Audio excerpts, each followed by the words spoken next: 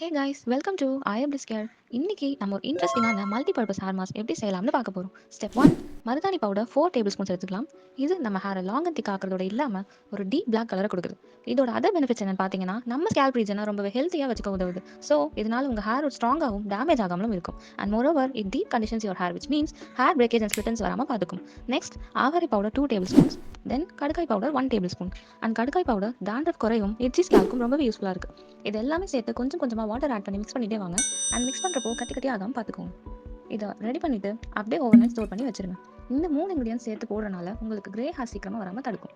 Step 2, நித்திய Kalyani flowers 5 கூட லீவ்ஸும் எடுத்துக்கோங்க. அப்புறம் ஹைபிஸ்கஸ் லீவ்ஸ், கற்பூரவள்ளி லீவ்ஸ் இதெல்லாம் எடுத்துட்டு கூட வெந்தயம், கருஞ்சீரகம் சேர்த்து ஆலோவேரா ஜெல் ரெடி பண்ணிட்டு ஆட் பண்ணுங்க. இந்த ஆலோவேரால இருக்க விட்டமின் ஏ, சி, இ தான் நமக்கு ஷைனி ஹேர் கொடுக்குது. இது எல்லாமே ஒன்றா மிக்ஸில் ஸ்மூத்தாக அரைச்சிட்டு ஓவர் நைட் நம்ம ப்ரிப்பேர் பண்ண அந்த பேஸ்ட் கூட மிக்ஸ் பண்ணிடுங்க. At last coconut oil add பண்ணுங்க. This is to reduce dryness and breakage of hair. Weekly twice இந்த ஹேர் மாஸ்க் யூஸ் பண்ணலாம். And definitely you'll notice difference.